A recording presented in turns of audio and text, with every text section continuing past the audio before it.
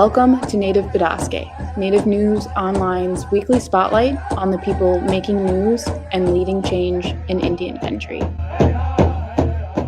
This episode is brought to you by Indian Land Capital Company.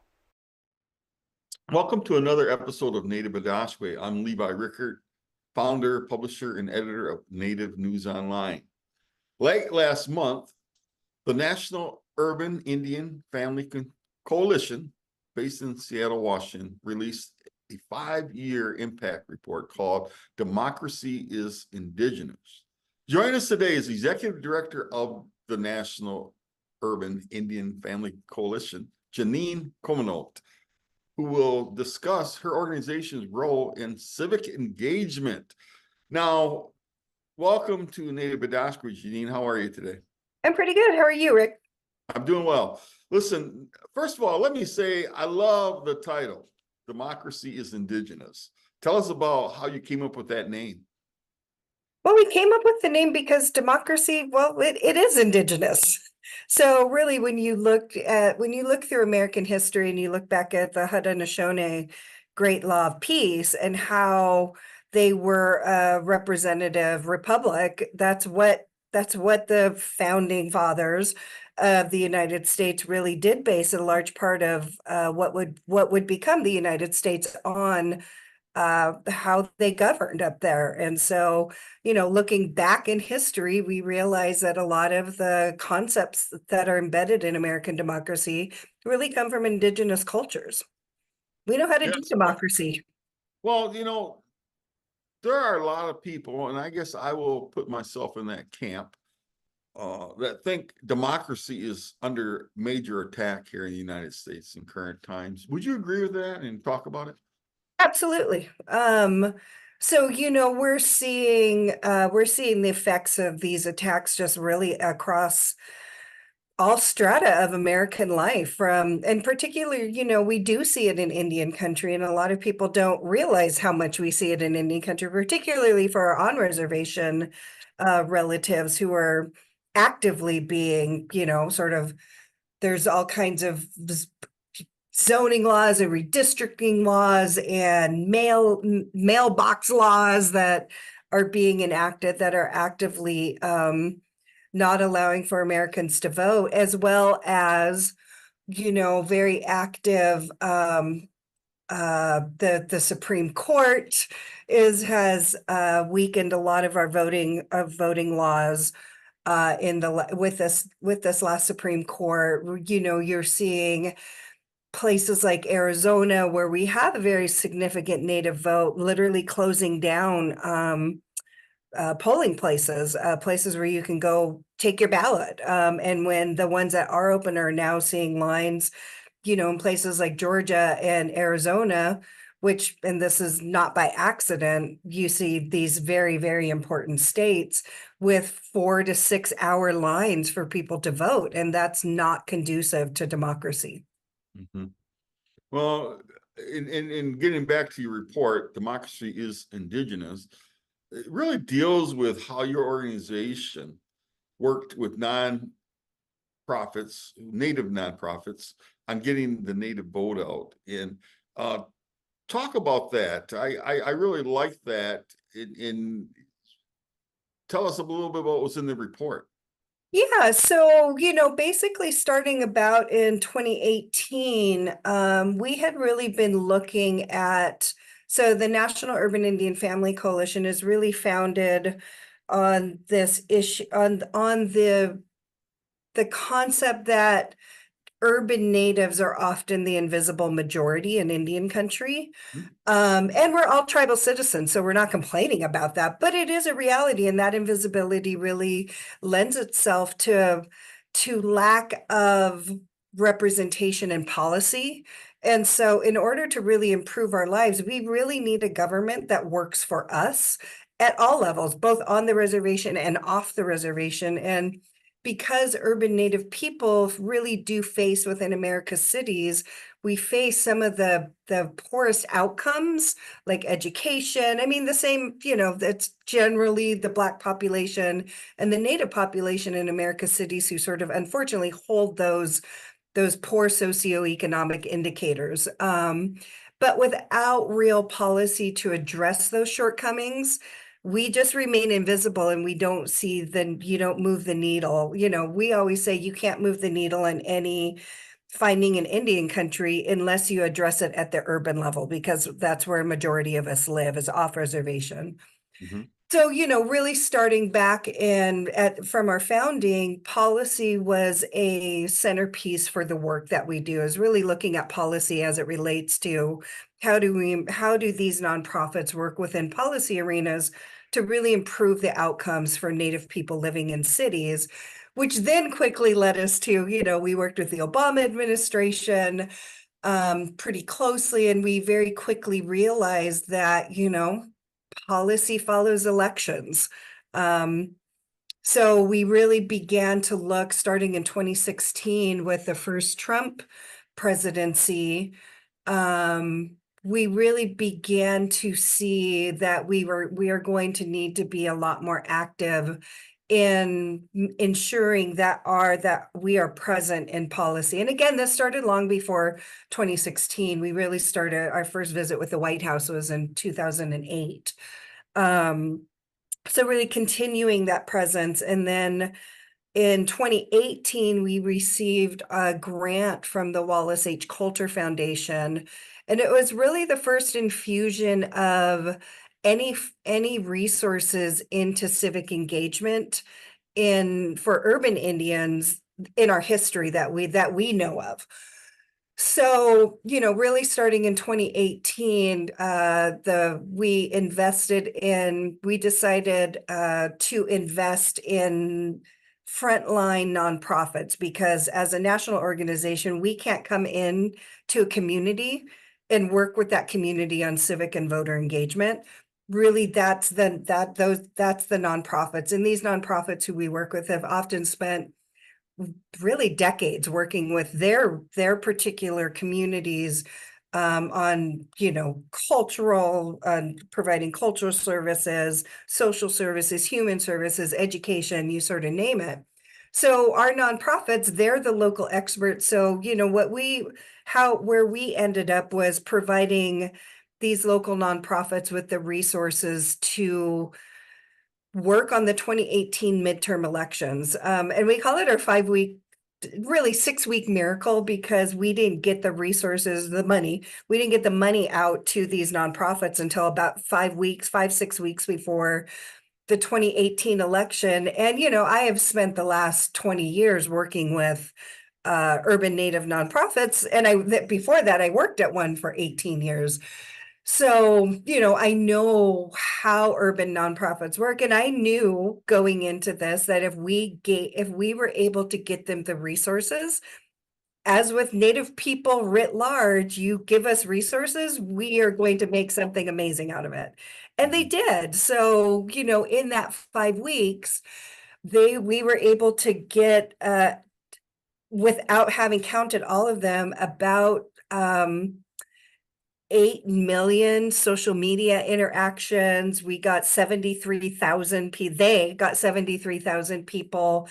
We call it butts and seats, civic engagement. So candidate forums, voter forums, whatever that looked like, powwows. Like, it was amazing what these nonprofits were able to do in their communities. And what that told us was that there was a real hunger at the local level for our people to be engaged sort of in our body politic, not necessarily in a, these are nonprofits, so this is very nonpartisan work.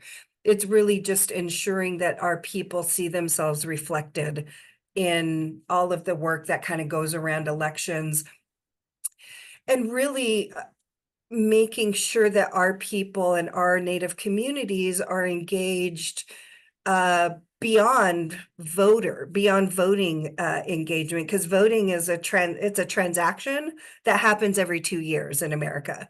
Civic engagement is, once you vote, then what? How are we holding our governments at every level, our electeds at every level, our bureaucracies at every level accountable to the needs of Native people? And we saw in every election that often at the local level, elections are won by anywhere from like 500 to 3,000 votes. When Mhm. you're Maricopa County in Arizona and you have 180,000 natives that live there, you can swing elections. So we know that in states and cities all over the country that our people can swing elections as well. Yeah, and how broad is your the coalition in terms of the engagement by those Native nonprofits? Is it across the country or really on the western side of the United States? It's Or across the country, so we really looked at one, which of our member organizations, which are these urban native nonprofits, are really positioned well within their community to be able to do voter and civic engagement, which ones are interested. We looked at geography, so we have the East, we have the mountain region, we have the Great Lakes region, we have the Southwest, the West, the Northwest, Alaska, the Southeast, a little less down in the Southeast because there's not a lot of like organized urban native organizations, really represented in like, say Mississippi and Louisiana and Florida, those types of places. And then we reached out to new cities like Indianapolis and Bismarck. And so it's a combination of large cities, the Phoenixes and Seattle's and Minneapolis's and Dallas and Houston's, and then smaller cities like Bismarck, North Dakota, Indianapolis, these smaller Kansas City. So we really try to ensure that we have like a good mix of city size, red state, blue state, the color of the state doesn't necessarily matter to us as much as is the Native community within these cities that we're working with, do they want to be engaged? Is that something that the organization wants? Do they think they can do it? Yeah, I really admire that. It's so needed. And you said something earlier that policy comes after elections, and I think that we all know that. Hey, if we didn't know this before, because throughout my lifetime, I've heard forever that doesn't really matter who the president of the United States is. But I think we really found that out the prior administration. It really does matter who the president of the United States is. And going back to 2018, we had two female congresswomen elected, first time ever in the history of the United States, Deb Haaland and Sharice Davids.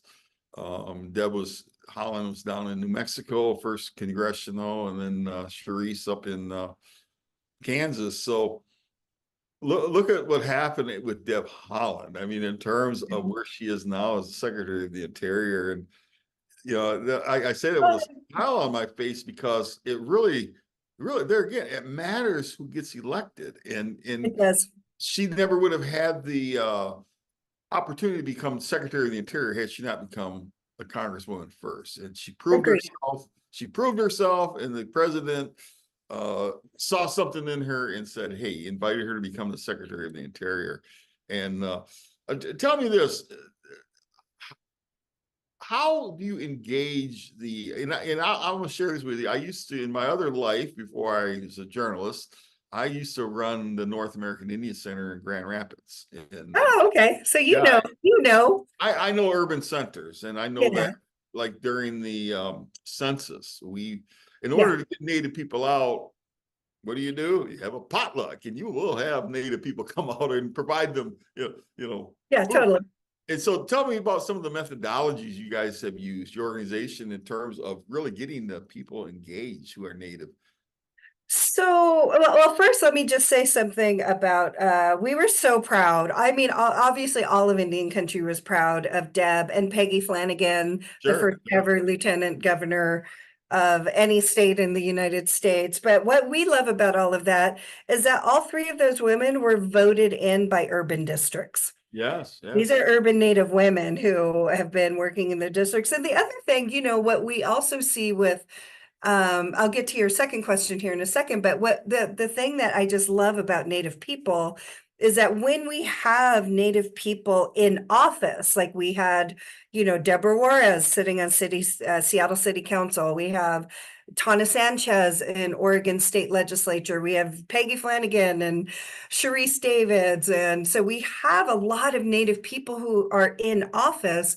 And what I love about what they represent is beyond just being Native people and represent being for us to be proud of them in Indian country, is that they bring their Indigenous core cultural values with them to the halls of wherever it is they are. And I love that so much. And a lot of the urban vote, the folks who are voted in urban areas, when they really do bring those sort of cultural values to city council or county council or state legislature. And what we see is that you see legislation that is reflective of Native cultural values of like inclusivity and providing for the least of us, et cetera, et cetera. And so we love that it's part of why we do the work we do.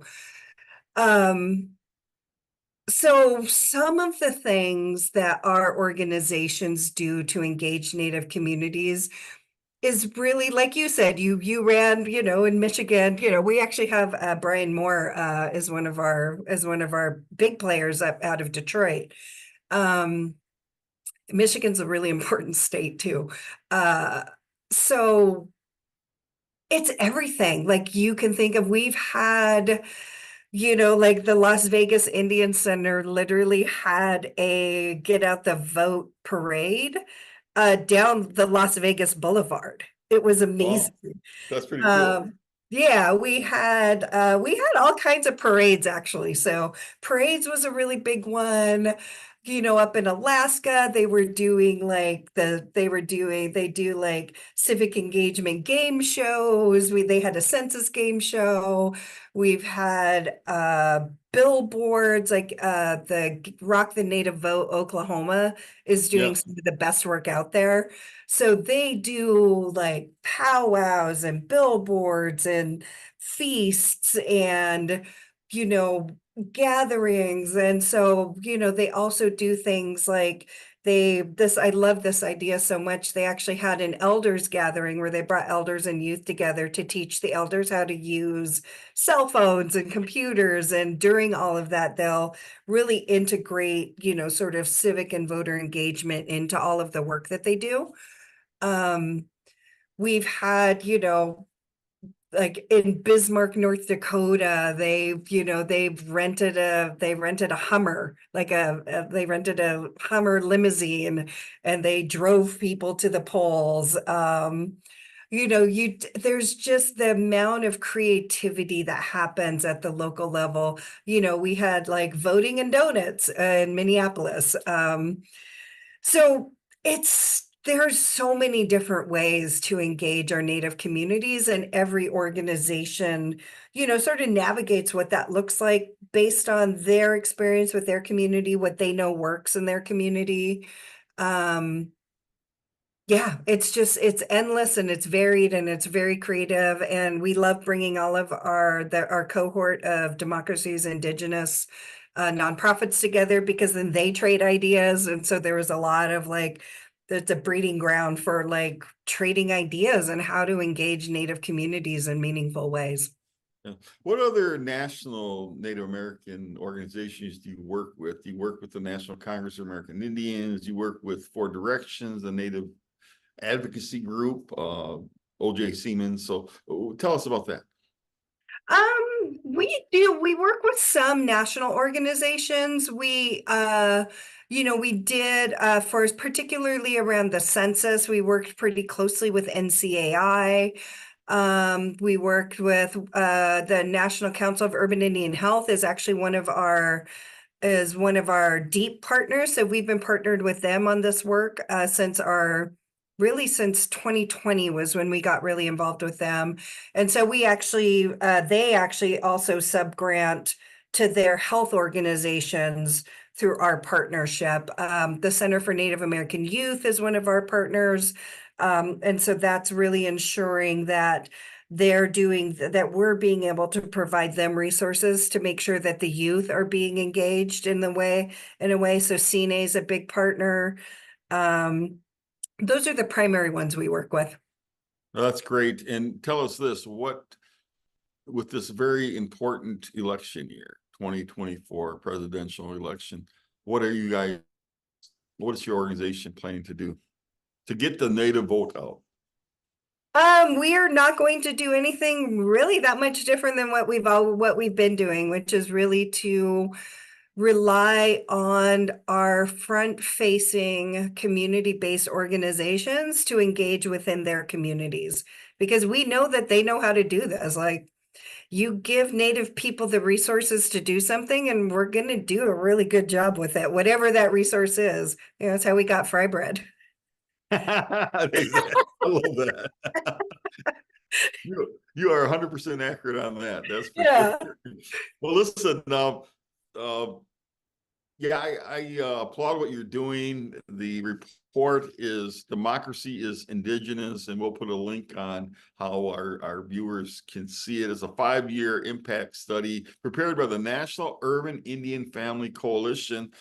And at the bottom, it says reclaiming your voice, or reclaiming our voice, reclaiming our power. And I really love everything that's implied with those words, because it is so important to our viewers. It is so important that we are engaged with what's going on. We can no longer sit back and be apathetic and act as if it doesn't matter if we vote or if we are involved from a civic engagement. So Janeen, I really applaud what your organization is doing. Thank you, Chi McGuitch.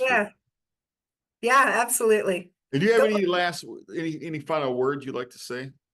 I would just really like to, one, acknowledge just how brilliant and how often underappreciated urban Indian organizations are, and how hard they work. Like, they do really hard work. And two is that, yeah, anyone who's watching, if you were thinking about not voting, please don't do that.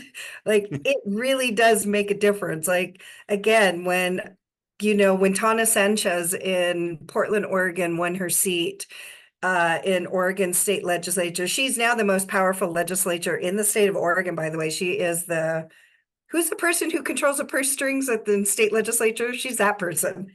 Appropriations Committee, typically. She's the chair of the Appropriations Committee. Yeah.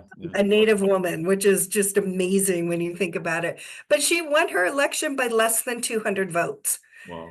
So significant. Your vote really does make a difference. And I think so many Americans, when you look at the United States, 47% of Americans choose not to vote. And Native people can't be part of that 47%, because these policies do impact our lives. They do impact the lives of your children, and school districts, and transportation, and streets, and lights, and like, you sort of name it, and we are all impacted by the choices made at the ballot box. That would be the big thing I would leave folks with. Yes, and thank you for that. And as you were talking, I was thinking about how Pentagon and will report that Native Americans, dating back over a couple centuries, have participated a higher percentage than any other racial ethnic group in the United States. And our ancestors, both male and female, have fought for democracy, and it's being questioned, it's being challenged right now, and we're not asking people to go to some foreign land to fight for democracy, but we need to fight for it on our own turf. So agreed. Yes. Thank you so much, Janeen, for coming on, and to our viewers, Chi McGuitch, for tuning in.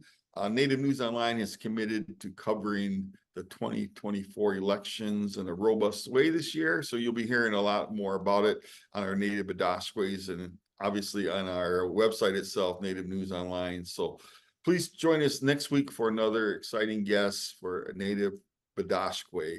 And in the meantime, hug your grandparents, take care of the elders, and spread the love around Indian country. Chi McGuitch, we'll see you next week. If you appreciate what we do here at Native News Online, we invite you to donate to support our continued work covering Indian country. You can scan this code with your smartphone or go to the link located below this video to donate today. We greatly appreciate your support. Please be sure to subscribe to our YouTube channel and follow us on Twitter, Facebook, and Instagram. And be sure to scan this code or go to the link below to subscribe to our newsletter. Thank you for joining us today, and please be sure to join us again next week for another episode of Native Bidaske. Chimi Gwech.